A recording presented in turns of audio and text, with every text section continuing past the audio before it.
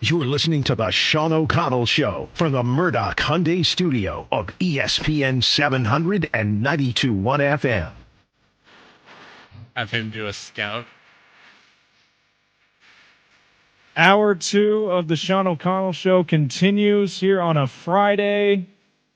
Text us your grievances, 877-353-0700, 1:30. As we always do, we will air grievances. We will unburden ourselves as we head into the weekend. OC is going to join us at 1:30 as well to do that with us. Preview PFL Fight Night in Chicago. But it's hockey hour on the Sean O'Connell Show. We just finished our first Behind the Glass segment with Adrian Denny. That, of course, brought to you by Angora and Aladdin Industries. And now we are pleased to have the host, the founder of SLC Puck, Austin Facer, and also a name that Utah fans know and love, Austin Facer. Oh, gosh, I don't know about that. You're being overly generous there. I feel bad because the hockey talk's going to take a very violent turn right now from being very insightful and informed and well-structured with AD to perhaps a little bit more deranged now. But anyway, I appreciate the introduction. But that's hockey. It's hockey, right? Yeah. It's hockey. There are moments violence and deranged? Yeah. Like, there are times where everybody's just cooperating, and then somebody gets checked in the boards, and you're like, whoa! And then you have hurt. Then you have a fight spilling into the Montreal Canadiens bench in a playoff game. Or sideline reporters getting hit with pucks. Yeah. I like to think my hockey analysis really appeals to the people who do the Bud Light Celly Cam and are just, downing beers as quickly. That's really my core audience there. The shoey crowd? The shoey crowd. You know what's the best part about that? Bill Armstrong, I believe he was on the drive with Spence Checketts, I don't know how many months ago now, but he had talked about that's his favorite part of Utah Mammoth fans, Utah Hockey Club fans is the beer cam. Yes. The Celly cam with and just something he said it was not something he expected. I don't know why he wouldn't expect that in Utah. I don't know what the reputation of Utah is outside of the state. People drink beer here. Like, we'll talk about this off air, James. You'd be shocked what people outside of Utah are saying about Utah. It's crazy. But that was Bill Armstrong himself said that's his favorite part of this fan base is that Bud Light Celly Cam and how they just. I guess he just did not expect to be that much beer flowing in the Delta Center from Utah Hockey Club, Utah Mammoth fans. It's really a place where people can let loose, and just be themselves. Because I think, we're all kind of buttoned up on some level. We put on our suit and we go to work and we present ourselves a certain way.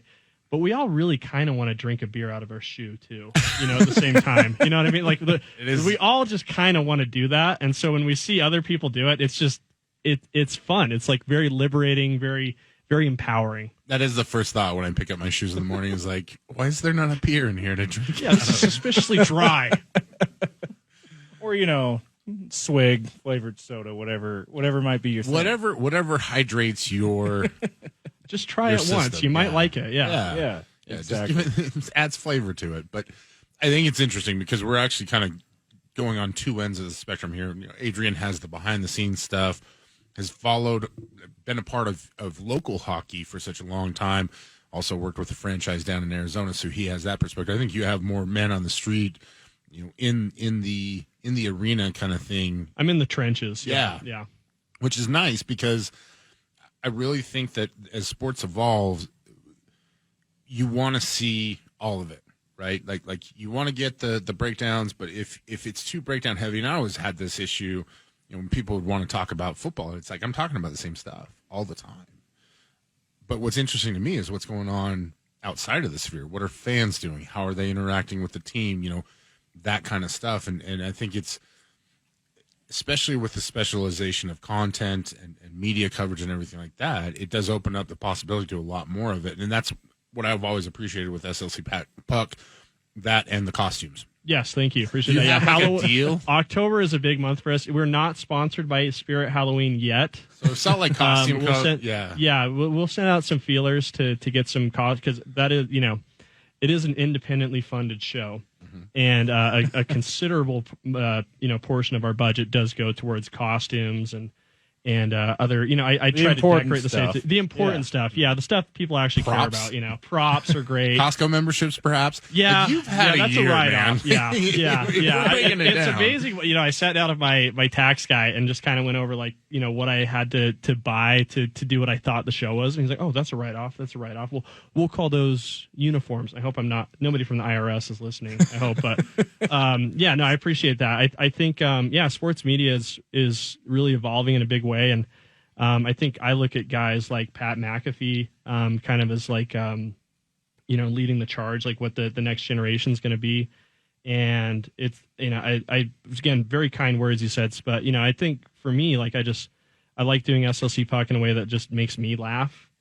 And just to put people behind the curtain, it's a show that I do from my mom's basement because I'm a millennial. I can't afford my own house. I don't have my own basement. So I borrow my mother's. Yeah, I do the same thing. Right, There is a room in my parents' house that has no windows that has now become the podcast studio. That's an ideal location, absolutely. Yeah. But I have my sister and my mom sit in the studio with me just so I can kind of get a reflection as to whether I'm being funny or not. And so if I can make live studio audience, I have a live studio. That's Some incredible. people might not know Why that are you about not me, but yeah, selling that experience now. I probably should actually. You have the laugh sign taped to your back. Yeah, exactly. I'm like, my sister's name is Sammy. I'm like, Sammy, come, give me something here. Give me something. I need a little juice here. So you have your own Danettes. That's incredible. Dan Patrick. Puckettes. Yeah, the Puckettes. Yeah, I would love to get some groupies in the studio. And maybe I should sell tickets. I wonder what hockey groupies look like. They look like the donors. They're like those terrific women who love their Red Bull Summer Edition. Who were probably beside themselves the other day. I think AD mentioned that as well. So with hockey groupies are the best. This is incredible. I think it's a good R.I.P. to the donors. Yeah, this coming season. It's tough. Let's talk about some actual hockey because that is I think this is the first big experience. And Belle Fraser did a good job on Twitter saying hey, this is the hard part, right? And you fall in love with these players, and I think Utah really fell hard for the hockey club now, Mammoth, and it's been awesome to watch. I hesitate to share this, but we're already into it. I'm actually a Vegas Golden Knights fan, Bryan. So I've had to turn his mic off, Zach. Get out of here. So it's been hard, but the only reason I started cheering for the Knights was that some of my friends with the Stallions, when I used to work for the Salt Lake Stallions, Full seat ahead. Yeah, ended up working down there, and so that got me involved. I'm not a hockey guy by any stretch, but that was my team. Well, and the proximity makes sense. Sure, yeah. We didn't have a team here yet, so I've been to a Golden Knights game, and I've had a wonderful time. Yeah, I get it. I say that because I've been forced to become a Mammoth fan. Whether I wanted to or not, I've just been dragged into it. All my friends talk about it. It was a huge part of my friend group that talks about sports. I don't know what direction I was going in other than just, the trade was this first big moment. And it's exciting because you get a player that's high caliber in J.J. Peterka, but also you lose two really, I don't want to say key elements for the franchise, but two pillars of the fan community. Fan favorites, yeah. Yeah, no, I think that's a great point. And you're right. Bell did do a really great job sort of spelling out, hey, this is what serious teams do. We got to have a little heartbreak every now and then. And I think for those of us who have grown up as sports fans in Utah, that's difficult to understand, because we're used to the stability of Jerry Sloan being the head coach of the Utah Jazz for forever. Quinn Snyder had a long run. Kyle Whittingham at Utah. Kalani Sitake as well. BYU, yeah. And then, more recently, I think these examples, the Jazz teams who kept running it back, year after year, hey, fan favorite Ricky Rubio is the point guard again.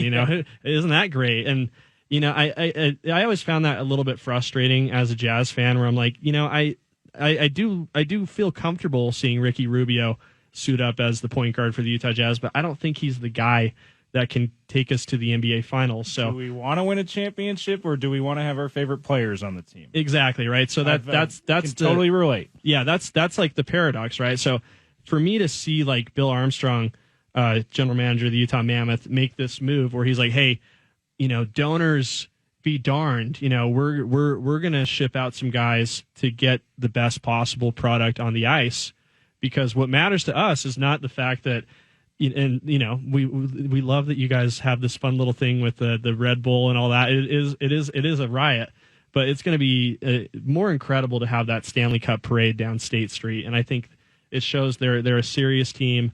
They want to bring a championship to Utah, and that's their number one priority. I love it. I'm like super excited about that.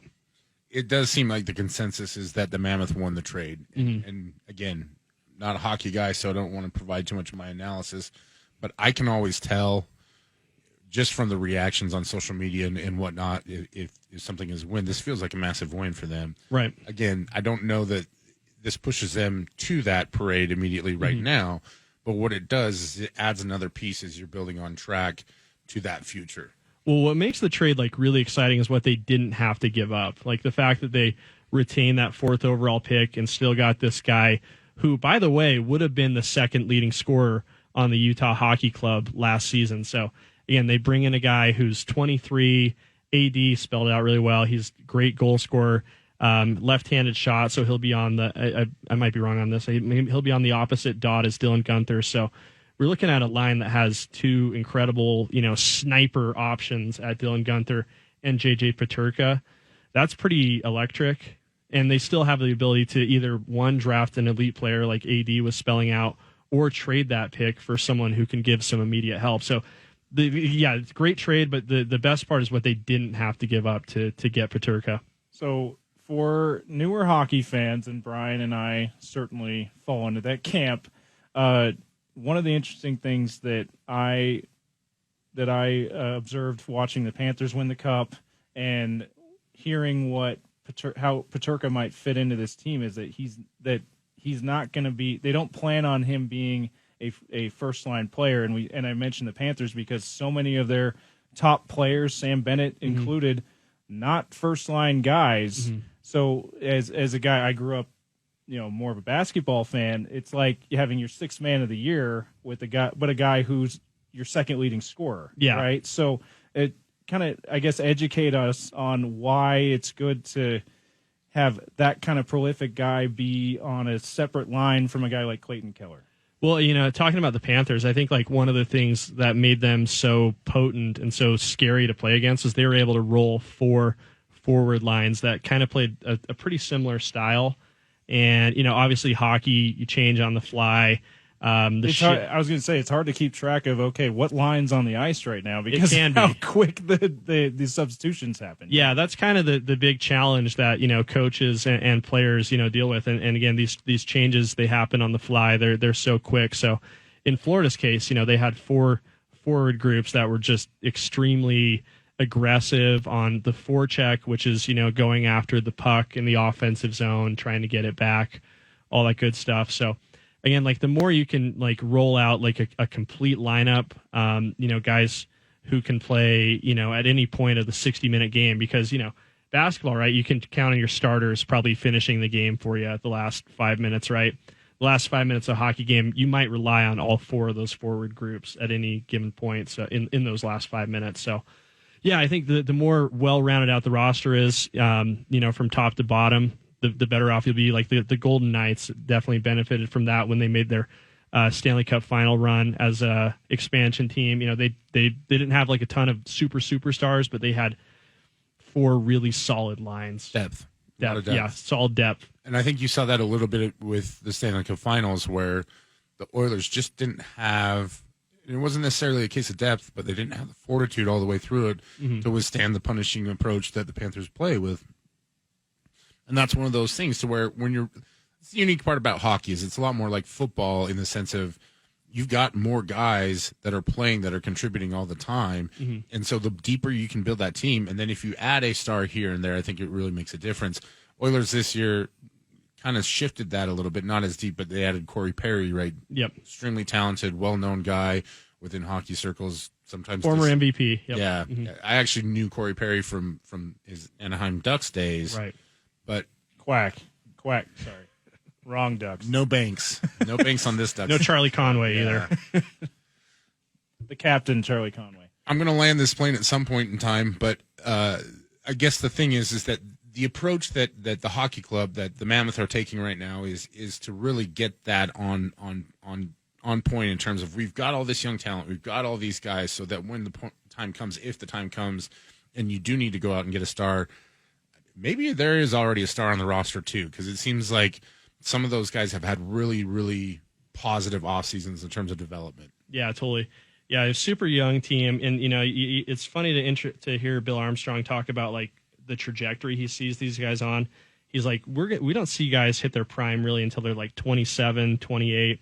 I think that's probably the case in a lot of sports, right? Where that's where guys really hit their athletic prime. They just brought in another 23-year-old budding superstar. So the trajectory is just upwards for another 4 or 5 years, which happens to be the length of the contract extension he just signed. So you feel like there's a blueprint there, like they have they're envisioning like the decade 2030 to be a big one for them.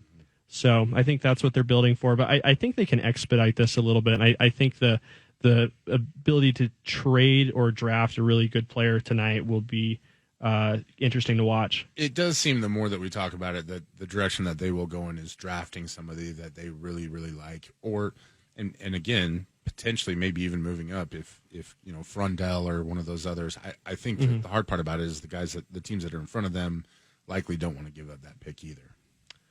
Yeah, why would you? Yeah. And there seems to be that consensus top three. Are there guys that you like that are in that range that you'd like for them to see?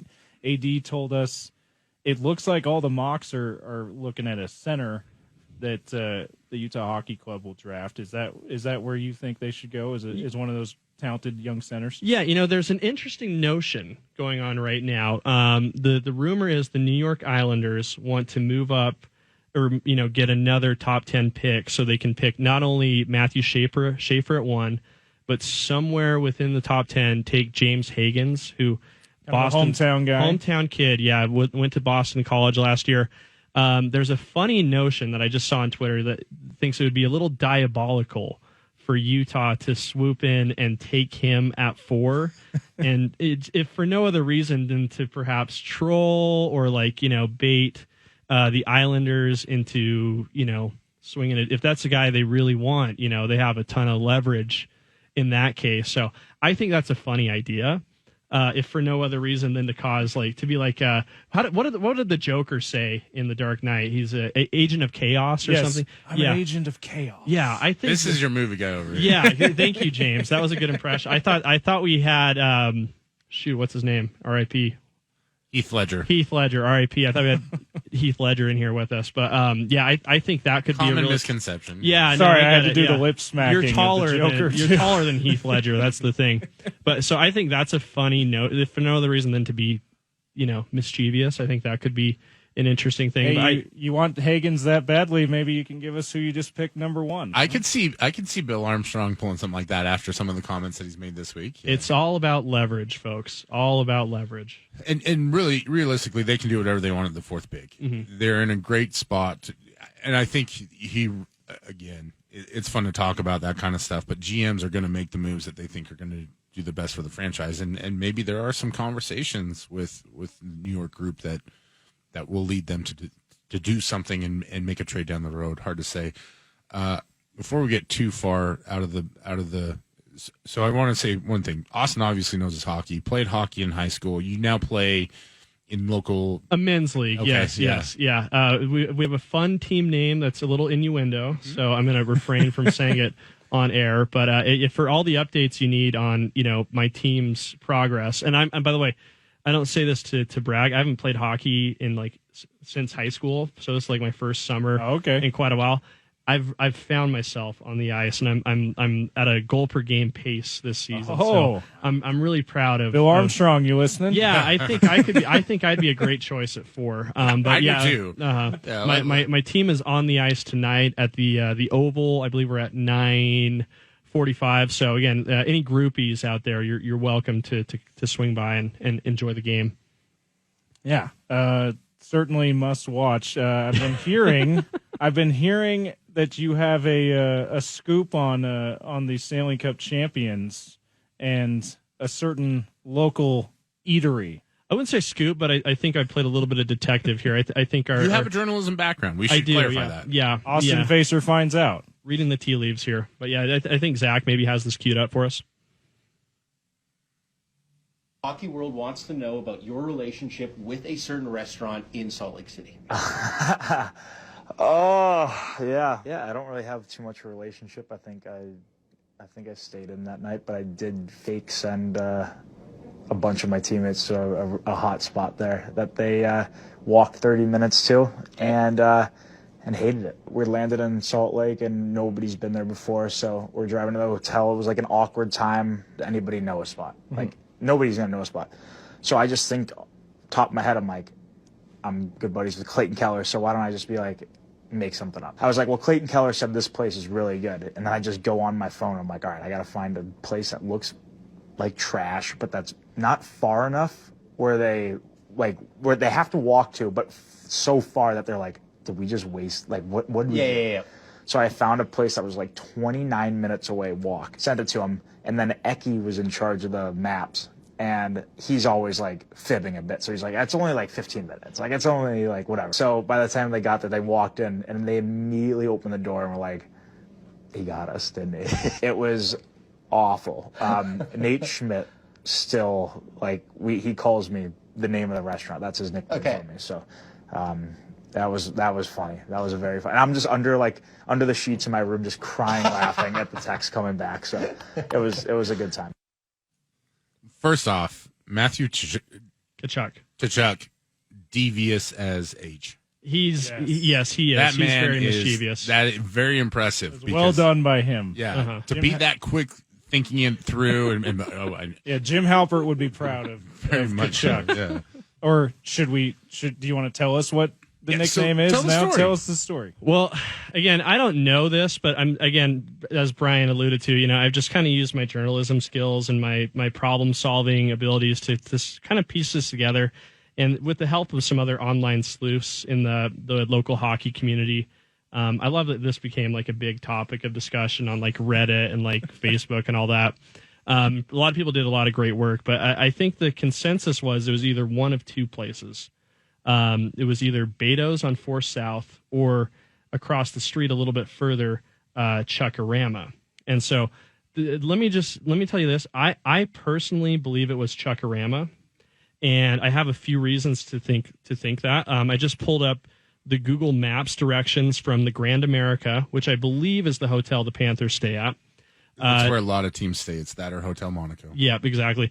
And so it just so happens that the walk from the Grand America to the Chuck-A-Rama on 4th South is exactly 30 minutes, as spelled out on Google Maps. Wow. Now, Well, it's more like 15. At a brisk pace, right? At a brisk pace, yeah. If you're talking to Eki, apparently. If you're talking to Eki, it's about 15. He must be ADHD like me, shares time blindness. Yeah, exactly. That's right. But I think there's some other clues here that indicate that this was Chuck-A-Rama. I don't think it was Beto's because I don't think they would have walked in the door had they seen if it just had been Beto's. If they would have saw it. They would have seen it from a distance and been like, trashy joint in their opinion. Yeah. That's not where we're going to eat. And they would have turned around much Their earlier. words, not ours, by the way. We are big Beto's fans. I had Beto's last night. It's fantastic. I had it this week. But Sponsor us. And so I think they probably got in the door somewhere, and I think there's a higher likelihood they would have gone in the door at Chuck-A-Rama. But to me, like the smoking gun in this entire thing is the fact that Nate Schmidt referred to Matthew Tkachuk by this restaurant as his nickname. And I got to tell you, I just think Chuck-A-Rama makes way too much sense for it not to be it. So I'm of the opinion that it was Chuck-A-Rama, and I'll be on the record here with you guys. They're dead wrong about this. Chuck-A-Rama is fantastic. It is. Have you had the scones? have you had a bad experience? We need to get you in front of. We need to get you in front of the Panthers. Did you taste the scones? Did you taste the honey butter scones? I may or may not. Soft serve ice cream? The prime, I don't know if it's prime rib. It's turkey, the ice cream. Thank you, James. I started my new year off at Chuck-A-Rama. I have no problem. Great start to the year. The B- pizza? Did you taste that? Listen, it's an A+ in my A+. book. Yeah. I'm sorry. But here's what I like about Chuck-A-Rama. And by the way, Chuck-A-Rama is not a sponsor. Chuck-A-Rama. Chuck-A-Rama is not a sponsor of SLC Puck, but we will take calls. Not of ESPN 7. Sounds like there may be something brewing there. There could be. Yeah. I did reach out and ask if I could record an episode at this Chuck-A-Rama, and they did indulge There's me your say they'd be happy to host me. So details on that coming soon. But have you ever here's what's great about Chuck-A-Rama? It's such a community place. You never see anybody eating in there alone. Like, the choice is yours. Can you imagine the people who are in there watching this entire hockey team roll in, and they're just like, 18 dudes. Yeah, that's. I don't think we have enough food for this party. I wonder whose family that is. I remember going there Centerville Junior High after we won the Davis School District Wrestling Championship, of which I did not contribute. I did not qualify. For you were the kind of athlete I was then. Yeah, I was on the team, but I did not contribute, but I was on the championship team. Exactly. So I got to go to the celebration dinner at Chuck-A-Rama, and that for me was a great time. So again, Chuck-A-Rama, it's a great place for community. The apple beer on tap has always been a favorite of mine as well. So I think the Florida Panthers are dead wrong about this. I think they missed out on a really terrific Salt Lake culinary experience. I cannot wait for Florida to visit Delta Center this season and hear the chants that Mammoth fans come up with and the Chuck-A-Rama signs in the audience. I will get some T-shirts printed. Oh, yeah. For sure. Yeah. It'll be a hot seller. Mm-hmm. Count me in. Absolutely. Take my order now. And we're going to have you ask Matthew Tkachuk personally, hey, you can tell me it was Chuck-A-Rama, right? Right. Yeah, no, I will. Chuck-A-Rama? Mm-hmm. Absolutely. Hey, I won't tell anybody. Just tell me. And then I will tell everybody. What are you holding your phone like that for as you're asking me this? It's just, don't worry about content guy. Yeah, I'm the egomaniac who does content all the time. I'm doing it right now, actually. Austin, on that note, we got to let you go. This was a pleasure to have you in studio. We're going to have to get you on when OC's in the air chair during the season. Talk, I guess, the fun side of hockey is the way you probably put that. Tell our listeners how they can tune into SLC Puck. Yeah, SLC Puck is on YouTube. SLC Puck, easy to find. I'm also on all the audio players, Apple, Spotify. You can follow me on social media at SLC Puck. If you would like some merch to help me, fund my little projects, slcpuck.shop has some fun hats and T-shirts. So, yeah, including what you're wearing now, right? Big Tusk Energy. Yeah, absolutely. That's I hold the trademark to that. If you're watching on YouTube right now, you can see some of that merch. That's awesome. Thank you so much for coming in. We'll definitely have to talk again soon, man. Absolutely. Thanks, James. Thanks, Bryan. All right, that's Austin Facer, SLC Puck, NHL Draft tonight. I'm sure he'll have plenty of thoughts on that on social media as well. 5 o'clock is when the broadcast starts. SEG Plus has a free broadcast in Utah, or draft night in Utah, with Adrian Denny, who we just spoke to as well, helping anchor that coverage. And coming up next on the Sean O'Connell Show, we will talk NBA draft, the latest with Ace Bailey and the does he want to play in Utah or not saga. And we'll, if we have time, we'll delve deeper into the Utah football, BYU football schedule, as well as we are 64 days until kickoff for Utah football and the college football season here on Utah's #1 sports talk, ESPN 700, 92.1 FM.